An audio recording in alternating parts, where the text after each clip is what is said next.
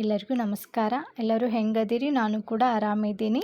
ಇದು ಶುಕ್ರವಾರದ ವ್ಲಾಗ್ ಆಗಿರುತ್ತೆ. ಹುಬ್ಬಳ್ಳಿಯಿಂದ ನಾವು ನರಗುಂದಕ್ಕೆ ಬಂದಿದ್ದೀವಿ. ನರಗುಂದಲ್ಲಿ ನಮ್ಮ ಯಜಮಾನ್ರ ಫ್ರೆಂಡ್ದು ಗೃಹ ಪ್ರವೇಶ ಇತ್ತು. ನಮ್ಮ ಯಜಮಾನ್ರ ಜೊತೆ ಡ್ಯೂಟಿ ಮಾಡಿದ್ದಾರೆ ಇವರು ಬೆಂಗಳೂರಲ್ಲಿ. ಹಿರಿಯರು ಸುಮ್ಮನೆ ಹೇಳಿಲ್ಲ ರೀ, ಮನೆ ಕಟ್ಟಿ ನೋಡು, ಮದುವೆ ಮಾಡಿ ನೋಡು ಅಂತ ಹೇಳ್ಬಿಟ್ಟು.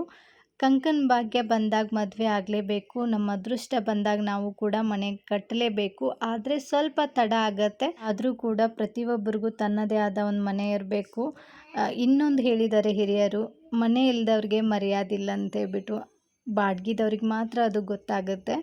ಹಾಗೆ ಗೃಹ ಪ್ರವೇಶ ಮುಗಿಸ್ಕೊಂಡು ನಮ್ಮ ಅತ್ತೆ ಮನೆಗೆ ಬಂದ್ವಿ. ನಮ್ಮ ಅತ್ತೆಯವರು ಇರೋದು ನರಗುಂದಲ್ಲೇ.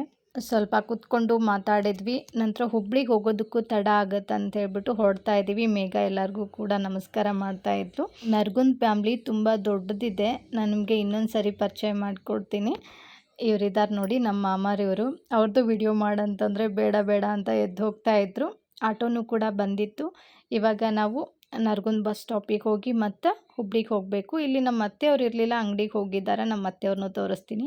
ತುಂಬ ಗಟ್ಟಿ ಜೀವ ರೀ ಇದು. ಫ್ರಿಜ್ ತೆಗೆದ್ಬಿಟ್ಟು ತುಪ್ಪ ತೊಗೊಂಡು ಹೋಗ್ತೀಯಾ, ಮೊಸರು ತೊಗೊಂಡು ಹೋಗ್ತೀಯಾ ಅಂತ ಎಲ್ಲ ಕೇಳ್ತಾಯಿದ್ರು. ಏನೇ ಹೇಳಿ ಮನೇಲಿ ಹಿರಿಯರಿದ್ರೆ ಅವ್ರಿಗೆ ಗೌರವ ಕೊಡಿ, ಹಾಗೆ ಚೆನ್ನಾಗಿ ನೋಡ್ಕೊಳ್ಳಿ. ಅವ್ರ ಪುಣ್ಯದಿಂದನೇ ನಾವು ಚೆನ್ನಾಗಿರೋದು. ವಿಡಿಯೋ ನೋಡಿದ್ದಕ್ಕೆ ಧನ್ಯವಾದಗಳು.